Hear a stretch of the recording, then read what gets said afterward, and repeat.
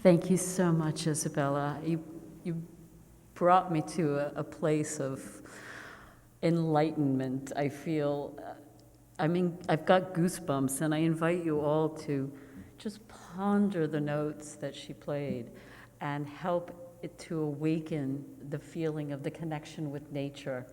And you can hear the raindrops fall. You can feel the air blowing as a breeze. I mean, Debussy does a remarkable job of invoking these feelings.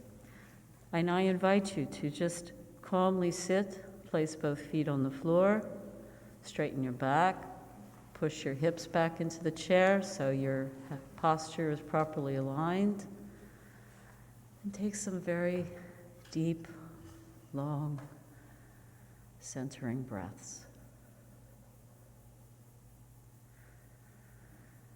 Be aware of your breathing.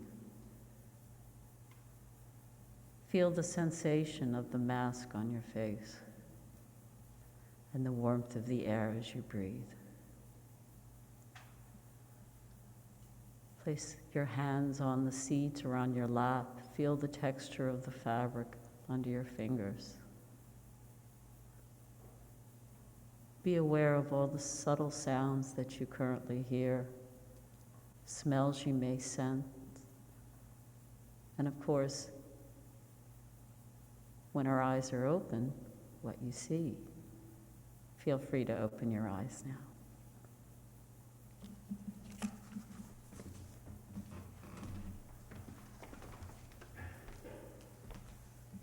Good morning. I'm Lisa Burby, and I welcome you to the Unitarian Universalist Fellowship of Huntington's dual platform Sunday service. It's good to be together. We are streaming live here from our main hall in Huntington, so please be patient with any technical mishaps you may see or hear. We are streaming live on Zoom and Facebook, so a big hello to all who are joining us there. We'd like to extend a special welcome today to visitors who may be joining us for the first time, as well as any newcomers who are returning. Know that whoever you are, whomever you love, and wherever you are on your life's journey, you are welcome here. If you are new to our congregation and want to speak with someone to learn more about us, please contact us at email at office@uufh.org. And this information will be in the chat for those of you who are home during the service as well. Our interim minister, Reverend Deborah Hafner, will be back here next month, but in the meantime, we have a summer of diverse topics and special speakers. Today, we hear from our member, Renée Velkoff, a retired social studies teacher and landscape designer. Next week, we'll hear from the Reverend Allison Cornish, who served this congregation as an intern minister way back in 2001. To learn more about all of our services, visit our site, uufh.org, to sign up to receive our weekly e-newsletter, The Flash, and you can also see all the information about our weekly services there as well. For those who are in the main hall today, please note we have updated our assisted listening system. A new transmitter has been installed, and you can pick it up in the gallery, which is just outside the table. I'm just outside the door there if you still need it. And now, I invite you to settle into your bodies, quiet your minds as we breathe deeply together and settle into our time of worship. Please join me in saying our mission statement. The words are on the screen. In religious community, we nurture our individual spirits through caring for one another and helping to heal the world.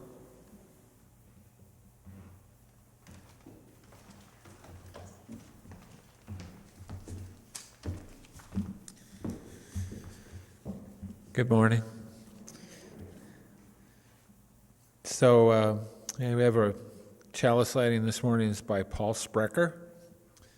We light this chalice for the web of life which sustains us, for the sacred circle of life in which we have our being, for the earth, the sky, above and below, and for our Mother Earth, and for the mystery.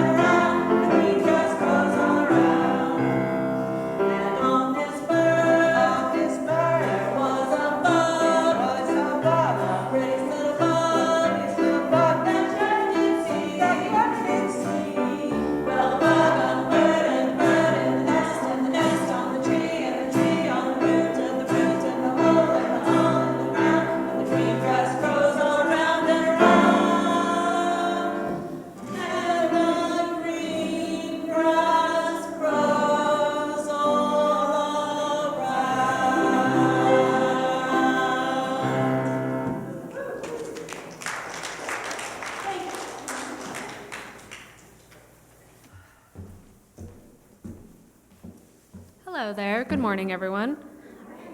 We're next going to do a short reading by Sweet Home Teacup, and the reading is entitled, Being Humans Means We Are of This Earth. May we recognize and abandon the familiar attitudes and practices that do not serve the whole. We are who we are, and we have the opportunity to be who we want to be, to create a new inheritance for the future. May our thoughts, words, and actions in our daily lives assist in dismantling paradigms of oppression and suffering. May we give thanks for our individual place in time and space, to our families and our relationships that touch and change us. May we give thanks to the wise teachers who help us remember how to be and the chance to make it so. Underneath and within these stories and histories is our humanity. Being human means we are of this earth. We are these waters, we are fire and atmosphere, we are the sun and the moon and the stars. We are all that we see, and the wisdom is revealed by looking in between. Thank you.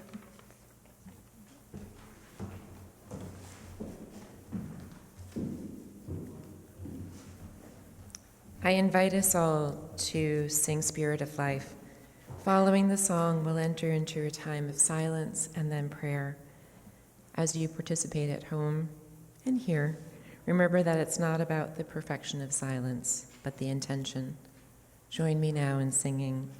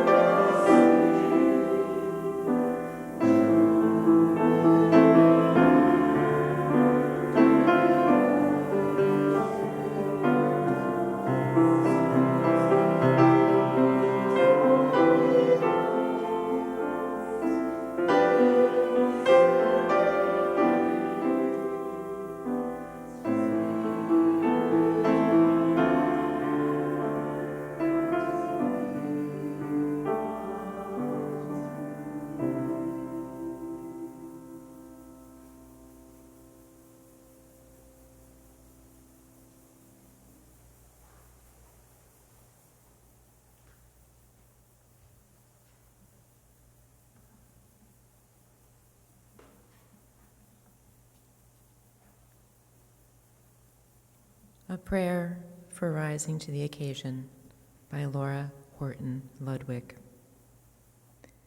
This week brought many assaults in the political arena on values we hold dear. May this time of quiet be an opportunity to touch peace within ourselves, to tap new springs of courage, resolve, and hope. We know that none of us alone can hold all that must be held or do all that must be done.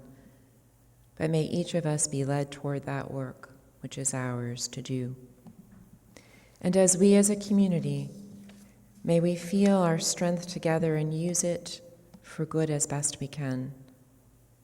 In this spirit, we name our concern for this land, for its people, and for the people of the world. We pray for all transgender people who are in constant fear for their safety and the safety of their families and loved ones. May they be well and safe, and may they be able to be true to who they are. May all who are moved to action in these times be clear and strong and compassionate in our response. For those worried about how they will pay for the costs of medical care, for those worried about access to medical care, including women around the world, for our planet and the ongoing climate crisis, we pray for effective and creative action. May all who are moved to action in these times be clear and strong and compassionate in our response. I will now read the joys and concerns given to me before the service, just for you, so you know for the future. We invite you to write them on a sheet of paper as you enter and give them to the ushers or email them to the office before Sunday morning. And those of you at home can put your concerns in the chat. Jessica Lay is home recovering from surgery. Cards are welcome.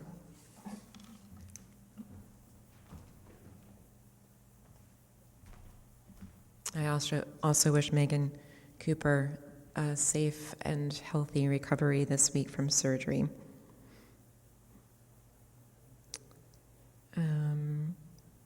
Don't see any in the chat. So I guess I'm going to give this back to you.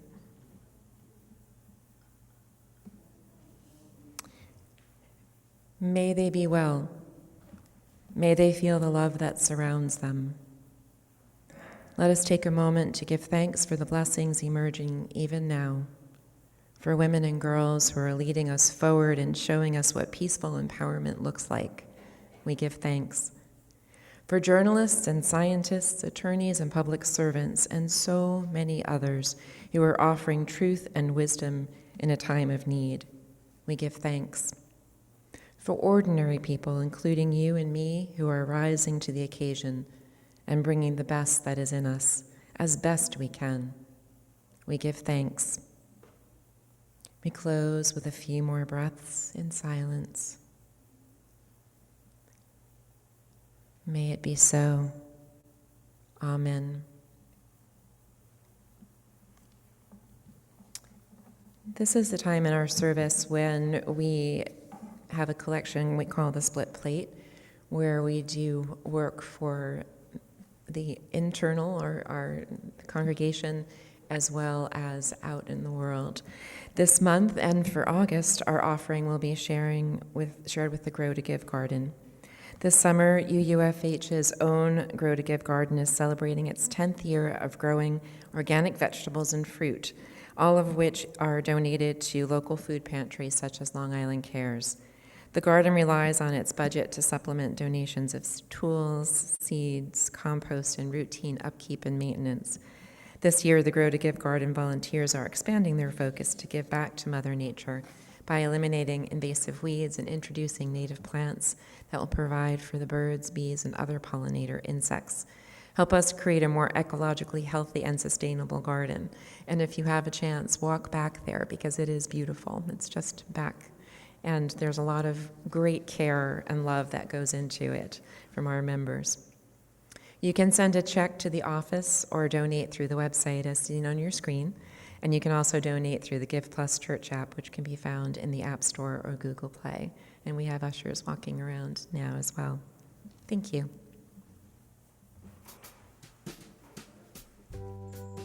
Our lives are enriched by pollinators every day. Simply by moving pollen from flower to flower, pollinators allow plants to produce seeds, nuts, and fruits, helping feed us and supporting the world's natural ecosystems. Many different animals pollinate, including butterflies and moths, flies, wasps, birds, bats, and other mammals. But the most important pollinators are bees, which actively collect pollen to feed their young. When you think about bees, the first bee that comes to mind is probably the honeybee, the most common pollinator of many food crops around the world, like almonds, cherries, blueberries, even coffee. The honeybee is one species that was brought to North America with colonists from Europe, but there are actually about 3,600 species of wild bees that are native to the United States and Canada. There are many different groups of native bees that come in all shapes and sizes, from carpenter bees, mining bees, sweat bees, to yellow-faced bees, and more. These wild bees don't just look different from domesticated honeybees, they also live differently. Most of them live solitary lives, with a single female doing all of the work to build a nest, collect pollen and nectar, and lay eggs. Unlike the honeybee, which lives above ground and can be managed in wooden hives, more than 2 out of 3 wild bees live underground in nests that can be hard to spot from the surface. Some dig down and lay their eggs several feet below ground, while others make nests near the soil surface. Other bees nest above ground in hollowed out plant stems or tunnels in old snags and logs. But why do we keep hearing about pollinator declines? What does it mean for us? And what can we do about it? Bees and other pollinators are threatened by many environmental stressors. Of these, some of the big ones are habitat loss and degradation, or loss of food sources and nesting areas. Climate change, which will have unpredictable impacts on plants and their pollinators. Pesticide use, which happens in both urban and agricultural areas.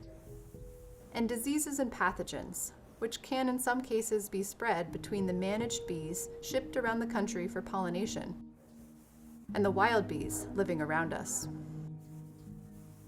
So what can we do to help? These are some big problems, and some of them need big structural solutions. But the good news is we can all contribute to saving the bees by responding to these big threats, habitat loss, climate change, pesticides, diseases, in our own local communities. When we say save the bees, we're talking about all of the diverse bees living in and around our communities. Honeybees get much of the attention, but they're an actively managed, domesticated species, which means the honeybee is actually not at risk of extinction. There are thousands of species of wild living bees that could use our help. If you're wanting to help the bees in your communities, not to mention all the other kinds of pollinators, the best thing you can do is plant flowers. Adding habitat or food and shelter in your yard can make that space a haven for many pollinators. Even small patches or containers with flowering plants can help support the local bees that pollinate your apples, tomatoes, and melons, and the trees and other flowering plants that provide food for birds and other wildlife. When we support the bees, we support all other life in our communities. But what about the other big threats? Climate change, pesticides, diseases. We can address those too when we plan our pollinator gardens. The key is planting diverse, locally adapted native species and taking care to avoid pesticide use in or near the plantings. The more locally adapted native plant species we have blooming throughout the year, the more types of pollinators will attract to our yards, and the more resilient our yards will become to different risk factors like pests, extreme weather, and drought. If you have the time, consider organizing at the community level, raise awareness about pollinators, and help your town or college become a Bee City USA or Bee Campus USA affiliate by making commitments to create sustainable habitat for pollinators and reduce pesticide use. Get involved with a community science effort like Bumblebee Watch or the Western Monarch Milkweed Mapper to help researchers track and monitor rare and declining species of pollinators. For more information on these initiatives, and to learn more about how you can help bring back the pollinators in your communities, visit our website at xerces.org.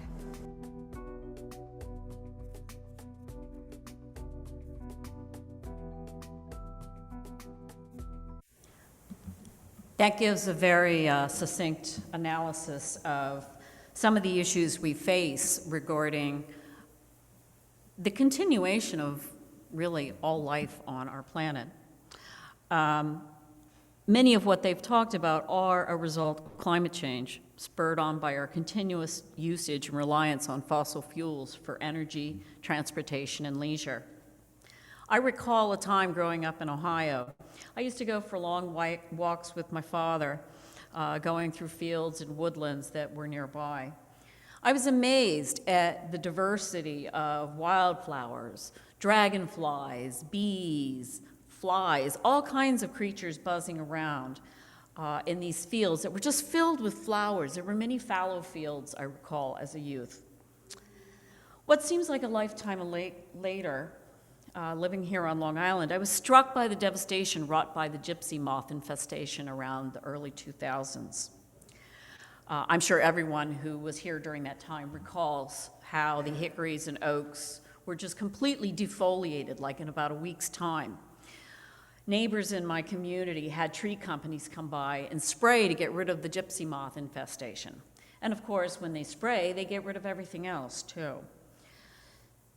So now it seems that researchers have found that populations of insects are indeed dropping because of usage of both pesticides, and of course, the effects of climate change. Our porch is cleaner these days. We don't have as many bugs to scrape off as we used to. But why have we destroyed so many creatures, and we still doing it? How do we get to this point? So as Unitarian Universalists, it's important to question the historical record. I am a social studies teacher, after all. And figure out how consumerism drove us to using all these petrochemical products that shape our lives. Hopefully it'll give us some insight as to how should we navigate in the future. And American history is filled with evidence in which capital enterprises, driven by progress, to use advancing technologies to make our lives easier and everything more convenient. In particular, it was these creative enterprises and, frankly, a desire to make a buck that kept things moving forward. War, of course, helped also.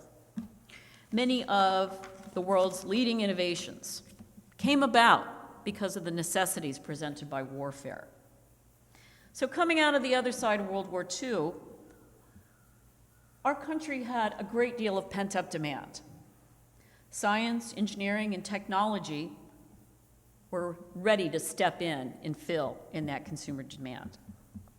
So although modern American consumerism began in the early 1900s, you may recall seeing old copies of Sears catalogs in your grandparents' basement, or maybe you even sat on them. We know that consumers were marketed to, but it definitely picked up steam in the post-war era after World War II. New products were developed for the expanding markets of homeowners. Everybody needed new products for their homes. And with that came a faith in progress in technology that led many consumers to believe that corporate conglomerates in the petrochemical industry really had our best interests at heart, because they provided us with products that would make our lives easier and less stressful. And let's not forget one of the biggest things that was important to all of us. We could be bug-free. No more cockroaches, no more silverfish, no more nasty critters running around. So one of the greatest threats that was ever perpetrated against insects, in my opinion, was the ad campaign to kill bugs dead. Everybody bought into it and came to believe that insects in all forms were evil and should be destroyed, right? How many of you have the first instinct of wanting to squash an insect in your house when you see it? It's okay, you don't have to actually fess up to that. So, as our desire to have clean houses, modern products, and the finest things continued to increase, more products were unveiled for us to consume, many made of plastic, by the way, which is from petrochemicals. Advertising and marketing told us that we needed to buy more stuff in order to achieve the American dream. Now that we've come out on the other side of the pandemic, it's important to reevaluate what our priorities should be in the 21st century. Should we still be doing things the way we have been for the last, 70 years? This 20th century ethos, it worked for a time when gasoline was cheap, labor was cheap, and those products were cheap too. The buy more cheap stuff made in China is not good for the earth. It's exploitive and wasteful. I don't need to go into all the details about that. We've done serious harm to the planet, who is our mother, by the way, by polluting, by burning fossil fuels, and by creating vast amounts of garbage. We need to reevaluate where we are. So, let's take a look and see if our current everyday practices that many of us still engage in because, hey, we live here on Long Island, do they still work for us? Take a few minutes to ponder these ideas I'm about to present to you. And if I could ask the ushers to hand out paper and pencil to everyone here, there will be a quiz. You will not be graded on it. You will be grading yourselves. You don't have to tell anybody how you do on this. So we're going to take a look at some questions about your lifestyle. So number one, do you And again, you don't have to say this out loud. You don't have to admit it to anybody but yourself. Oh, by the way, 0 if you don't do these things, 5 if you do it all the time or you have at some point. Do you run the tap water while you brush your teeth? I'm sure there are statistics that could tell you how many gallons go down the sink when you do that, but that's a lot of water. Number 2, do you drive your children less than a mile to school every day? Do you use a gasoline-powered lawnmower, leaf blower, or weed whacker, or do you employ a service that uses these gasoline-powered tools? Do you have yard waste, basically leaves, sticks, grass? Do you have it bagged up and carted off-site to who knows? Is it important to only buy brand new products for you? And I'm not talking about groceries. I'm talking about, durable goods, sofas and things like that. Do you, outside of what you might do for your job, do you drive a large class SUV or truck running on either gasoline or diesel? Do you engage in motorized sports? Wave runners, motorcycles, cigar boat. Any cigar boat owners here? I know, you're all going to go out in your cigar boats next. And this is one that, again, I'm really not trying to cast shade here, but dang, have you got a cesspool that's older than 20 years? Because guess what? They leak. And they are extremely bad for the environment. Do you burn fuel oil to heat your home?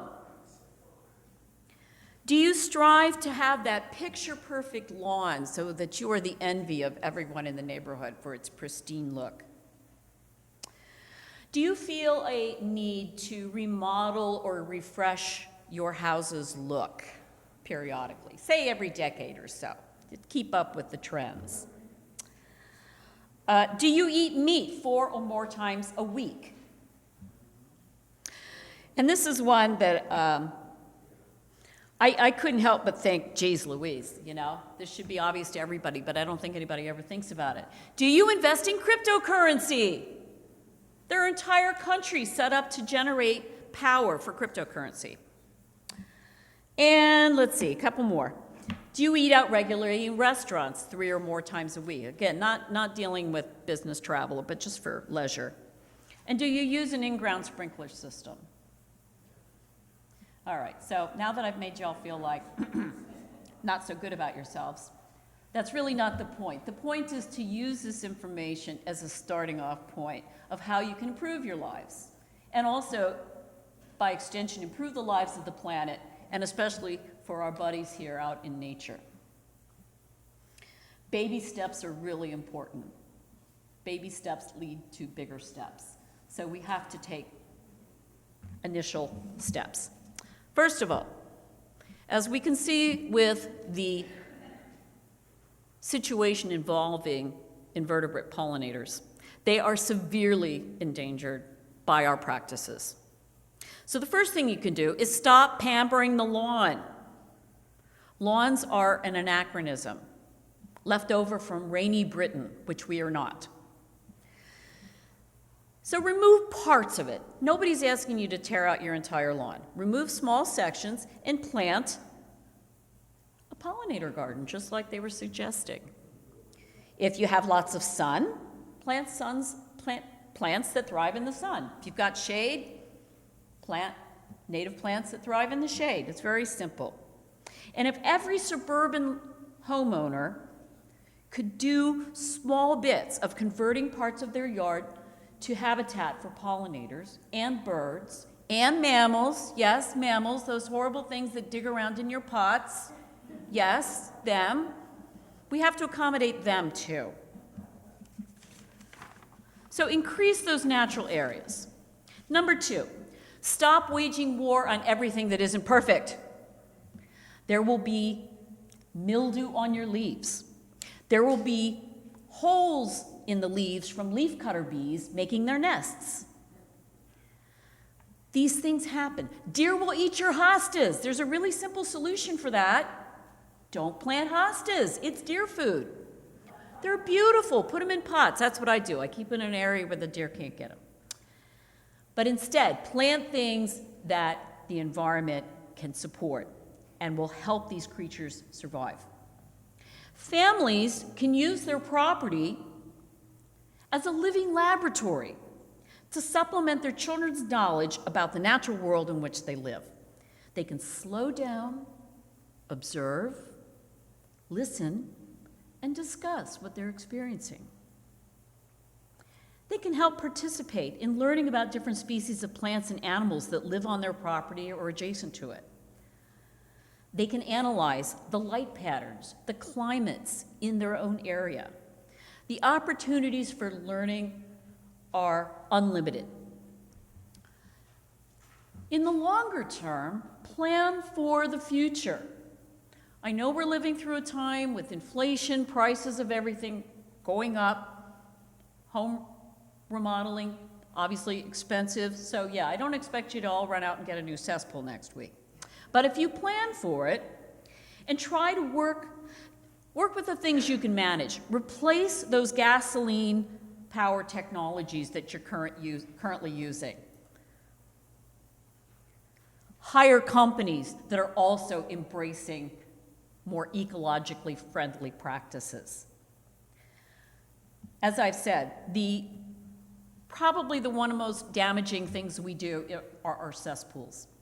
And because this is such a huge problem here on Long Island, obviously we can't do it individually.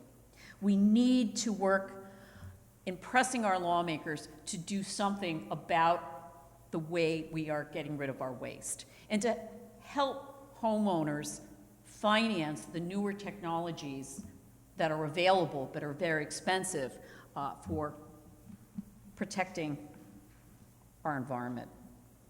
Because yes, this water from our cesspools runs out into our beautiful harbors and estuaries, and it kills shellfish as well.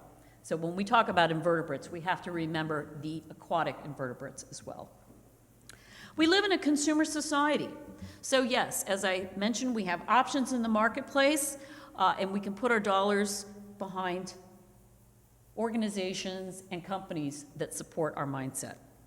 Promote the use of native species to support habitat restoration.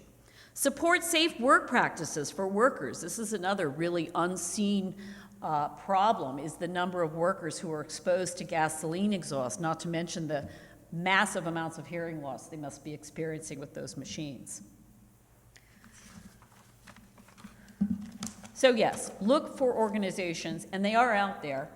There's organizations you can join to learn more about them that do promote more effective practices that don't use gasoline-powered tools.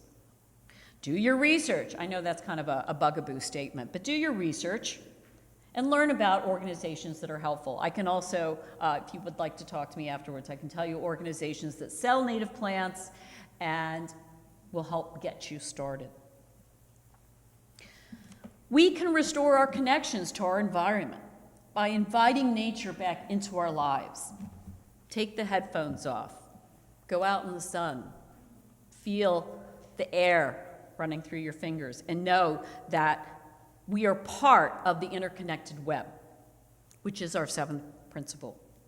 That to understand for every process of life, there's a process of decay and death, and the subsequent rebirth that follows from it.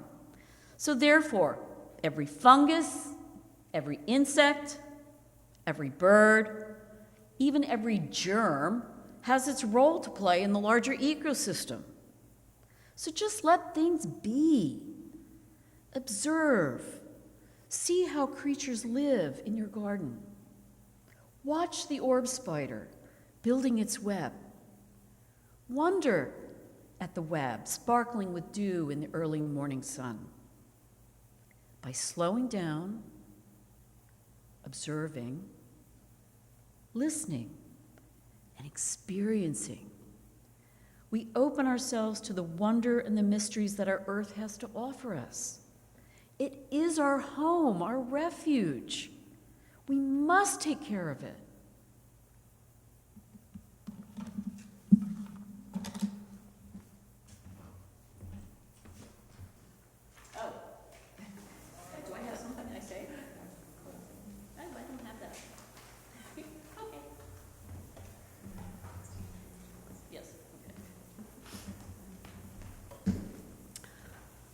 wish I could remember Reverend Beth's quote. She would say, who knows it? Come on, you all know it. Let no person, how does it start? Do you know? What? Who's got it? Okay. Go in peace. Enjoy nature. Spread love. Yes, let the real service begin. That's awesome. Life.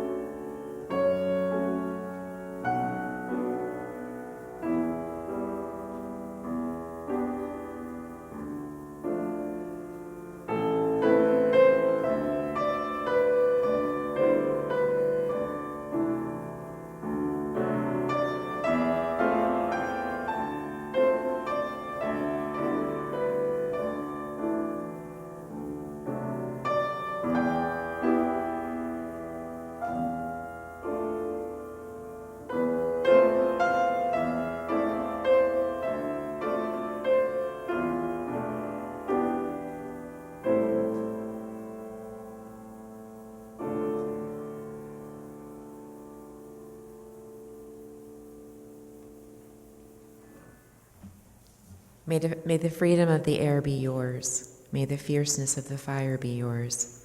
May all the gifts of this life, the below and the above, be with you now and remain with you always. Go now in peace. And goodbye to those of you at home. Have a wonderful day.